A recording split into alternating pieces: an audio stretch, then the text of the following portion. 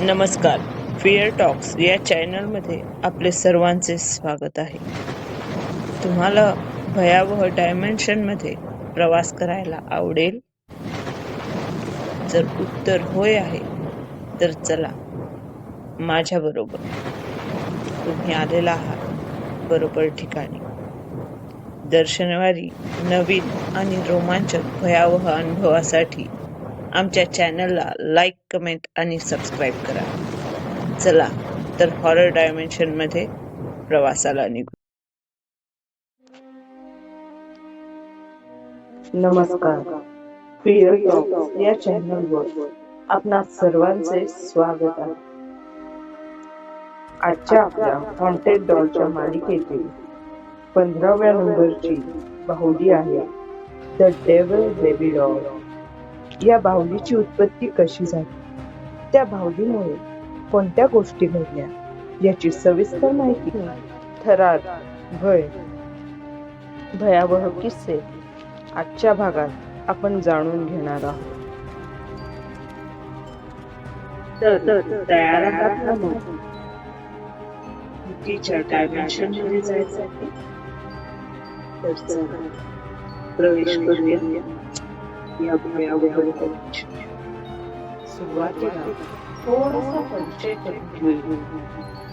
19व्या शतकात new Orleans जादूटोणा आणि शापांच्या अनेक कहाण्या किस्स्यांना जन्माला घातले. अशाच एका शापामुळे डेव्हिल बेबी डॉलचा निर्माण झाला असे सांगितले जाते. जादूटोण्याची राणी म्हणजेच त्या ब्लॅक मॅजिक मध्ये जिचा हातखंडा होता मॅरी ल्यू, आणि त्यांनी दिलेल्या एका नववधूला शापामुळे तिने एका सैतानाला जन्म दिला असे सांगितले जाते. अशी ही कथा आहे.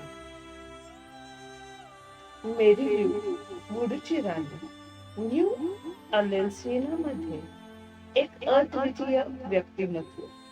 तिच्या वुडूच्या प्रथांमुळेच म्हणजे ब्लॅक मॅजिक मुळे अनेक लोक तिला ओळखत होती.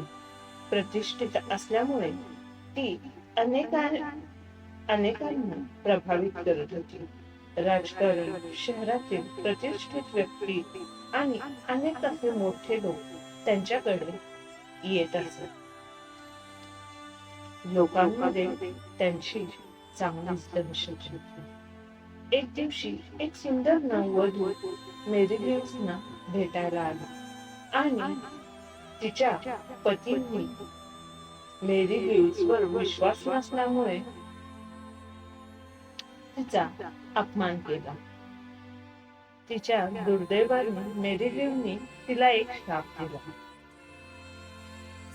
तिचे अपत्य सैतान रूपात जन्माला येईल. या शापामुळे नववधू भयभीत झाली आणि लवकरच तिच्या अपत्याने सैतानाच्या रूपात जन्म घेतला. त्या नववधूच्या अपत्याने जन्म घेताच भयावह वातावरण निर्माण झाले. त्याचे डोळे लाल, चेहरा विकृत, शरीरावर विचित्र खुणा होत्या. गावातील लोकांना लवकरच या विचित्र अपत्याबद्दल माहिती मिळाली आणि त्यांनी त्या डेव्हिल बेबी असे नाव ठेवले. या भयावह घटनेमुळे लोकांमध्ये दहशत निर्माण झाली होती. लोकांनी स्वतःचे रक्षण करण्यासाठी जसे भारतामध्ये काळ्या बाहुल्या दरवाजावर नजर लागू नये म्हणून लावल्या जातात, त्याचप्रमाणे डेव्हिल बेबी डॉल तयार केल्या आणि त्या आपल्या घरांच्या बाहेर टांगून ठेवू लागले. त्यामुळे वाईट शक्तींचा व वाईट आत्म्यांचा त्यांच्याकडे संचार होणार नाही. त्यापासून लोकांना संरक्षण मिळेल असा त्यांचा समज होता. पण घडले काही वेगळे. अलीकडील काळात स्थानिक कलाकार रिकार्डो कुस्टिन्यो यांनी शेवटच्या उरलेल्या काही डेव्हिल बेबी डॉलच्या तुकड्यांपासून नवीन बाहुल्या तयार केल्या आहेत. बाहुल्यांच्या प्रतिकृतींना असलेल्या अंधश्रद्धेमुळे त्यांना विशिष्ट वैशिष्ट्ये दिली गेली आहेत. बाहुल्यांमध्ये रहस्य हालचाली होतात. या बाहुल्या अनेकदा रहस्यमय अनुभवांनी लोकांना भयभीत करतात. हे असे काही अनुभव त्या तेथील लोकांनी सांगितलेल्या किस्स्यांप्रमाणे. बाहुल्या एकत्र असल्या की आवाज करतात, स्वतः हालचाल करतात, अनेक वस्तू उलथापालथ करतात, वेगळ्या केल्यास त्या रडतात. असेच भयानक किस्से या बाहुल्यांबद्दल आहेत. नववधूच्या शापामुळे घडलेल्या काही गोष्टी. नववधूला दिलेला शाप तिच्या आयुष्यात एक भयानक अनुभव घडला. तिचे अपत्य सैतानाच्या रूपात जन्माला आले. तिला समाजातून वगळण्यात आले. ती आपल्या शापित अपत्यासह एकटी पडली आणि तिचे जीवन दुःखदायक बनले. तिच्या अपत्याच्या रूपात जणू सैतानच जन्मला आहे असे गावातील लोकांचे म्हणणे होते.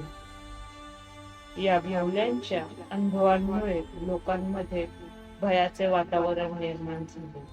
त्यांनी आपल्या घरी बाहुल्या टाकून ठेवल्या त्यांच्या संरक्षणासाठी, परंतु या बाहुल्यांनी त्यांना आणखीनच भयभीत करून सोडले. रात्रीच्या वेळी बाहुल्यांच्या हालचाली दिसायच्या.